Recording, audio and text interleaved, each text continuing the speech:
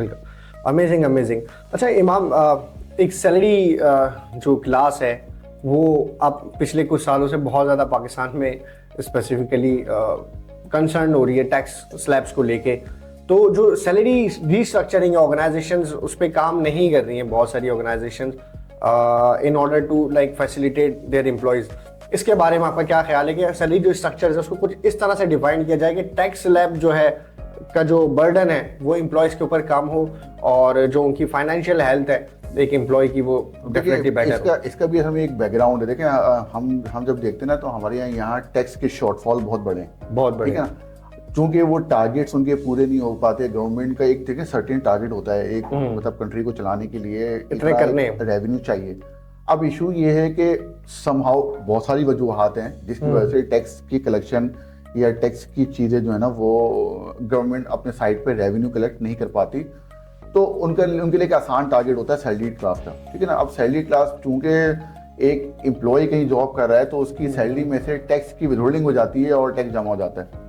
तो जब भी हमने देखा कि वो टैक्स का शॉर्टफॉल हुआ तो वो दो जगह जाते हैं, या तो सैलरीड के पास जाते हैं उनके टैक्स रेट को बढ़ाते हैं, या दूसरा कॉर्पोरेट सेक्टर के पास जाते हैं जो एमएनसीज हैं उनके टैक्स रेट बढ़ाते हैं। अभी रिसेंटली भी उन्होंने बैंक्स के टैक्स रेट 3-4% से बढ़ाए, ठीक है ना, क्योंकि अब ये वो सेक्टर जो के टैक्स दे रहा है उनके पास आसान टारगेट होता है कि भाई यहीं से जाया जाए, क्योंकि वो बर्डन बढ़ा दें। ये जब वो जाते हैं मार्केट्स में, वो जब जाते हैं डिस्ट्रीब्यूटर्स के पास, जब वो जाते हैं रिटेलर्स के पास, तो यहाँ से उनको बहुत ज़्यादा प्रॉब्लम होती है टैक्स कलेक्ट करने में, क्योंकि वो रिटर्न फाइल नहीं करे। आप देख रहे होंगे ये बहुत ज़्यादा प्रेस कॉन्फ्रेंसेस आप देख रहे होंगे फाइनेंस मिनिस्टर की, एफबीआई चेयरमैन की, वो इस पे बात कर रहे हैं कि टैक्स नेट को बढ़ाने के लिए, लोगों को टैक्स नेट में लाने के लिए उनको पाबंद किया जाए किसी तरह से वो टैक्स रिटर्न फाइल करें।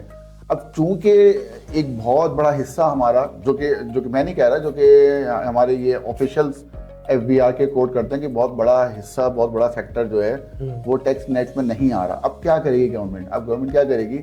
यकीनन वो जाएगी उसी जगह पे जहां पे उसको टैक्स आसानी से मिल रहा है। तो किसी भी एमएनसीज के ऊपर, किसी भी कॉर्पोरेट सेक्टर के ऊपर, किसी भी सैलरीड क्लास के ऊपर टैक्स आसानी से इकट्ठा हो जाता है। तो इस वजह से जो है ना वो हर दफा उन्हीं के ऊपर टैक्स बर्डन डाल के और टैक्स कलेक्ट करने की कोशिश करते हैं वहां से। इसमें हमने देखा रिसेंटली टैक्स अलायंस भी एक पिछले बजट जब आया तो वो एक्टिव हुई बहुत ज्यादा सैलरीड क्लास में। हमने देखा कि कुछ लोग आए, आपने देखा वो पेज बने और उस पे बात की उन्होंने, वो पेजेस भी बने और वो लोग इकट्ठा हुए, उन्होंने गवर्नमेंट से बात की और आई थिंक कुछ इसको नेगोशिएशंस कोड वगैरह के अंदर भी मैंने सुना कि सैलरी जो अलायंस है वो उसको लेके जा रही है लीगल मैटर के ऊपर, और वो उस पर काफ़ी हद तक काम भी कर रहे हैं। आपने देखा कि प्रोटेस्ट भी बहुत ज़्यादा हुए क्योंकि सैलरी जो एक हाईएस्ट रेट है वो समझे मोर देन 50% सब हो गया है ना।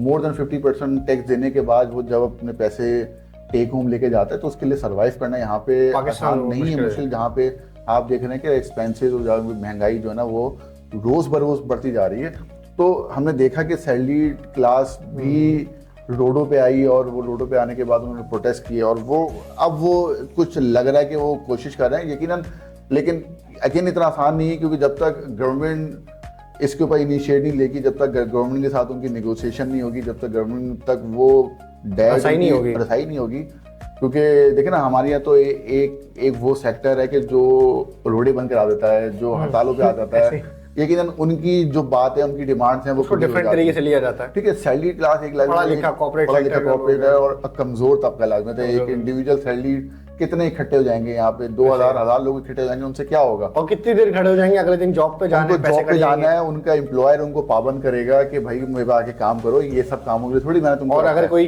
किसी ने उठा के कहीं आगे पीछे जेल में कर दिया तो फिर वो डेफिनेटली आपकी प्रोफाइल भी ब्लैकलिस्ट होगी यकीनन। तो इस एरिया के ऊपर सैलरी अलायंस काम कर रही है और बहुत सारे लोग इसके ऊपर आप देखते होंगे आहिस्ता शुरू हुए बात करना। हाँ, जो टॉक शोज वगैरह आप टीवी शोज में आप देखते होंगे इसमें बहुत ज्यादा बात की जाती है। चूंकि ये टैक्स इसलिए बढ़ता जा रहा है क्योंकि ये सेक्टर एक तो कमज़ोर है और फिर दूसरा ये कि गवर्नमेंट के लिए एक आसान टारगेट है इसको टैप करना है फिर ऐसे